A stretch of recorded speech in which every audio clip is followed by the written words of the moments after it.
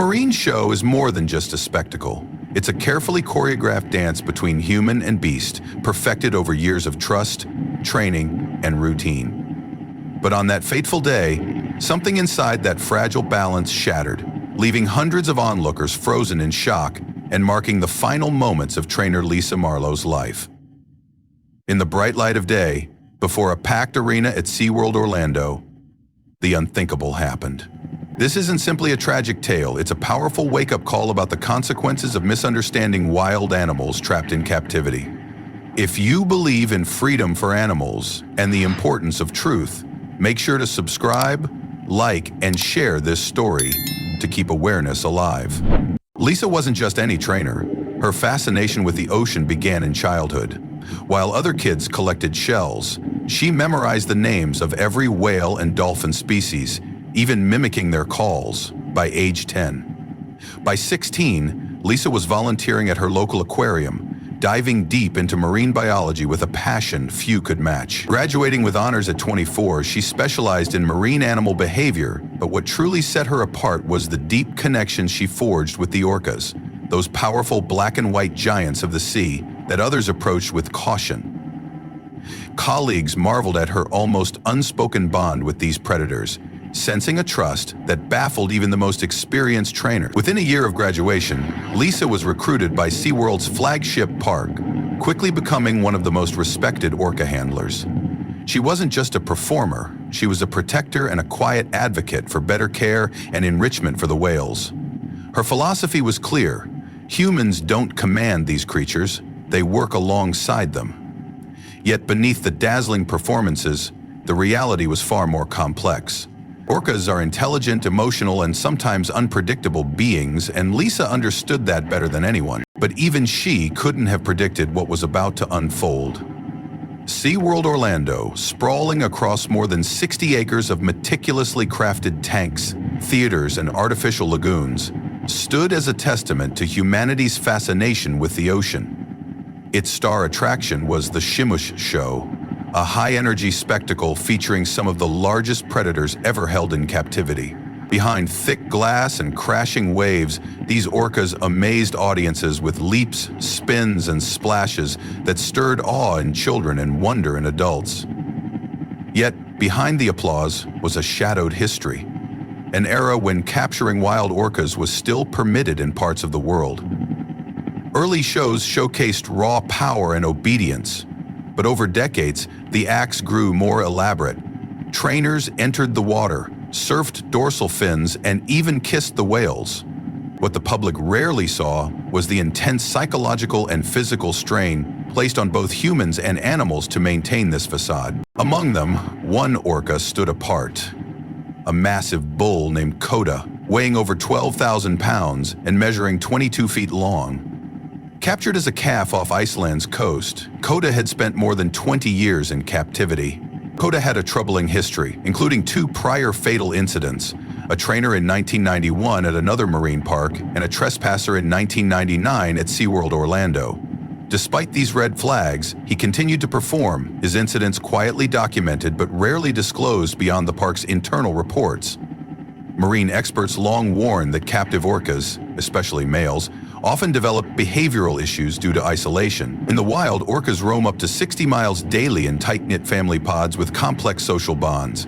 Confined to concrete tanks with artificial groupings, their frustration mounts. Dr. Elaine Satterfield, a respected marine biologist and former SeaWorld consultant, once said, "Removing an orca from the ocean isn't just a physical cage, it's a mental prison, and sometimes that mind breaks." Still, Kota remained a star attraction, drawing crowds and performing with precision.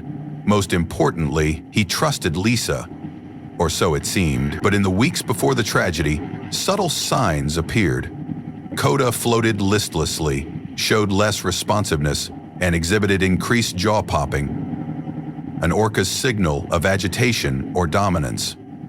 The warning signs were there, quiet but undeniable. On the day of the attack, the water's surface was calm. It was February 24th, 2010, a bright and humid afternoon filled with excitement as guests gathered for the popular Dine with Shamu show. Backstage, Lisa prepared as usual, methodically running through her checklist, checking in with her fellow handlers, and watching Kota circle the tank with slow, deliberate movements. At 2 p.m., she stepped onto the poolside platform, wetsuit zipped, hair tied back, and put on her favorite headset. The stadium erupted with cheers as Kota arced gracefully out of the water, drenching the front row, making it seem like any other flawless show, smooth, rehearsed, and routine. Yet subtle signs hinted something was off. Kota hesitated at 2 cues, delayed sliding onto the platform, and his tail slaps grew fiercer, sending louder reverberations across the pool, all noticed by the vigilant trainers. Lisa saw the changes too, but trusted their decade-long bond, continuing with practiced signals and calm gestures, confident that routine would prevail. Perhaps too confident. As the act neared a familiar moment, Lisa stood face-to-face with Kota on a submerged platform, extending her arm for the side swim cue. When witnesses later recalled an abrupt shift, Kota suddenly submerged and resurfaced in the wrong spot. Before lunging unexpectedly, his powerful jaws clamping onto Lisa's arm, dragging her beneath the surface with terrifying force. Gasps echoed through the crowd. Some mistook it for part of the act, but others sensed immediate danger. Underwater, a brutal struggle ensued as trainers scrambled to activate emergency tone generators meant to distract the orca. But Kota ignored them, thrashing and holding Lisa underwater, spinning and diving relentlessly. Seconds stretched agonizingly into minutes. Rescue protocols kicked in. Emergency gates slammed shut to isolate Kota. Nets and barriers were thrown in a desperate attempt to corner him, but he evaded capture, surfacing only briefly with Lisa still in his grip before plunging again. Attempts to lure him away with fish and vocal commands from the medical pool failed. Kota remained unresponsive. Witnesses later described the horrifying scene. Kota approached the glass wall of the 35-foot deep tank, violently seized Lisa by the waist, shaking her so fiercely that her shoe flew off. Her screams muffled by churning water as her body was tossed like a rag doll. Every effort Lisa made to break free met fierce resistance. She fought with all her strength, but Kota's power was overwhelming. Darkness crept closer with each underwater pull. Finally, at 2:41 p.m., Kota released her. Staff rushed to pull Lisa's lifeless body from the pool as paramedics began CPR poolside, while stunned visitors were quietly escorted out. Children wept, parents stood speechless, and in less than 7 minutes, a celebrated career, a devoted life, and a bond forged over 10 years ended violently and irreversibly.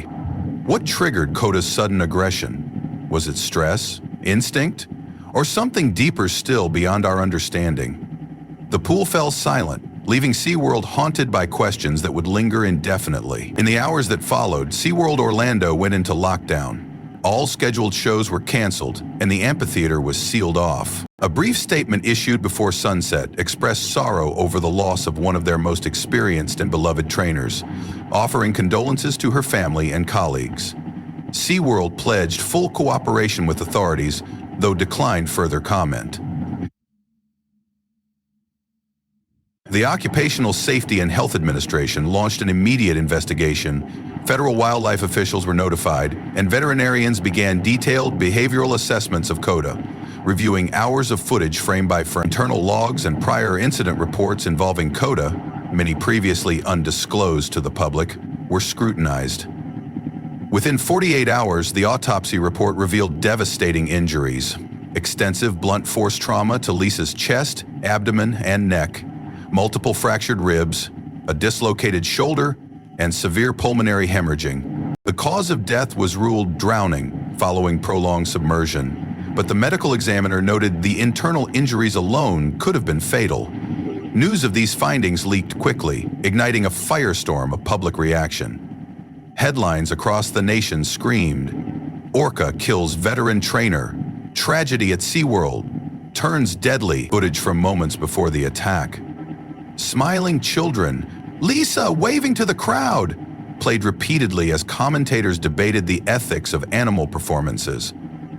Former trainers came forward. One told Express.co that Kota was showing signs of distress. No one wanted to listen. Protests erupted at SeaWorld's gates within days. Animal rights groups demanded the immediate release of captive orcas. Social media exploded with hashtags, Justice for Lisa, Free Kota, Shut Down SeaWorld. Memorials appeared at the park's entrance. Flowers, photos, heartfelt letters. Some mourned a fallen trainer, others called for systemic change. The tragedy sparked a larger debate about captivity, animal rights, and the blurred lines between entertainment and exploitation. And through it all, one question persisted. Could this have been prevented? If so, why wasn't it? Lisa Marlowe's death was not an isolated event, but part of a troubling pattern haunting marine parks worldwide. At the heart of the controversy lies a fundamental question. Should orcas, highly intelligent, social widening predators, be kept confined in tanks at all? For years, the industry insisted the answer was yes. The shows were safe, the whales well cared for, and the trainers professionals. But the brutal attack on Lisa shattered that illusion forever. Marine biologists have long sounded the alarm on the psychological toll captivity exacts on orcas.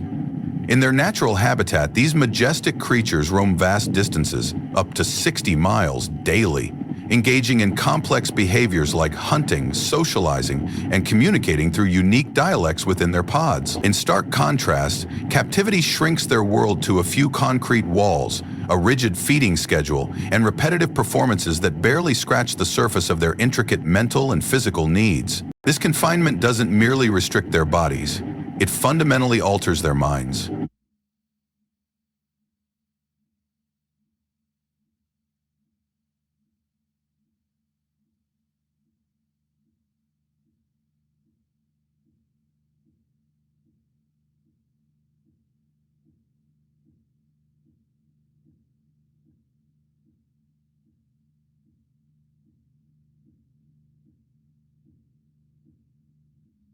This confinement doesn't merely restrict their bodies, it fundamentally alters their minds and unstoppable social behavior.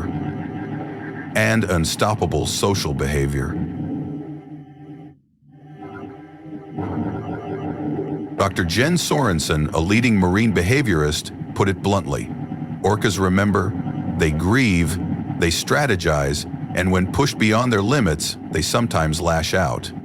Not out of malice, but because they are sentient beings coping with profound frustration. This insight sheds haunting light on the tragic death of Lisa Marlowe, mirroring earlier incidents where experienced trainers, deeply bonded with their animals, lost their lives in facilities previously warned about potential dangers.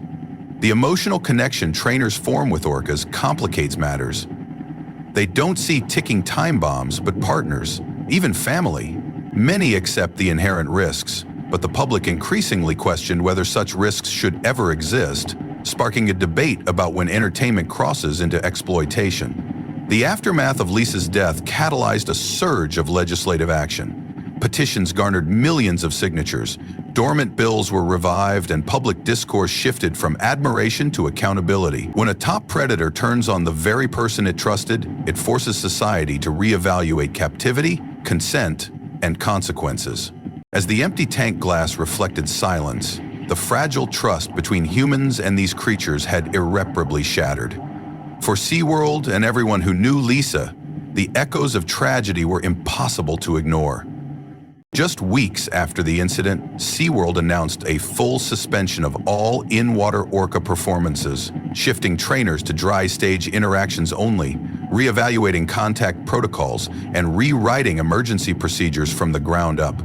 While many saw these moves as overdue and necessary, others criticized them as hollow gestures, coming too late to save Lisa. Nonetheless, the changes persisted.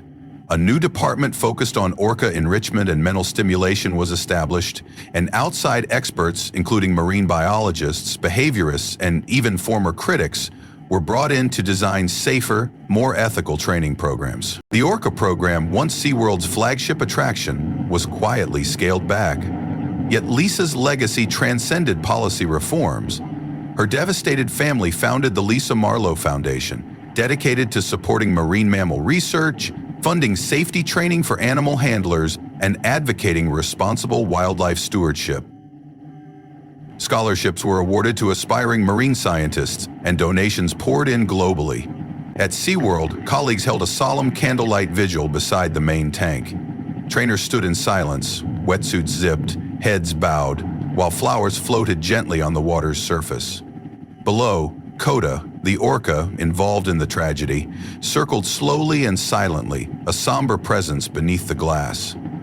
Friends and family remembered Lisa not as a thrill seeker, but as a caretaker and listener, someone who viewed trust between species as sacred. One coworker said, "She never treated the whales like tools, she spoke to them as equals. That's what made her special." Another added, "She wasn't naive about the risks, but she believed in the work. She believed in the connection." For many, the tragedy of her death is inseparable from the beauty of her life. A life fueled by passion, grounded in compassion, and devoted to the creatures she loved. While her story ended in violence, her legacy lives on in every conversation ignited by her passing, every policy reformed, every young scientist inspired, and every orca somewhere granted a little more room to live as nature intended. Lisa Marlowe's story serves as a somber reminder of the complex and often fraught relationship between humans and the wild. It's a narrative of passion, a woman who dedicated her life to the creature she adored, but also one of power, confinement, and the delicate balance between trust and danger. Her death sparked a global reckoning, forcing us to confront not only the ethics of orcas in captivity, but the broader choices made in the name of entertainment. It challenges us to examine the cages we build, not only those forged from steel and concrete, but the ones constructed through ignorance, profit, and pride. As we reflect on this tragedy, we must ask ourselves, at what cost do we seek wonder? And can respect for these incredible animals ever truly flourish behind glass walls and performance stages? Marine show is more than just a spectacle. It's a carefully choreographed dance between human and beast, perfected over years of trust, training, and routine. But on that fateful day, something inside that fragile balance shattered, leaving hundreds of onlookers frozen in shock and marking the final moments of trainer Lisa Marlowe's life. In the bright light of day, before a packed arena at SeaWorld Orlando, the unthinkable happened. This isn't simply a tragic tale, it's a powerful wake-up call about the consequences of misunderstanding wild animals trapped in captivity. If you believe in freedom for animals and the importance of truth, make sure to subscribe, like, and share this story to keep awareness alive.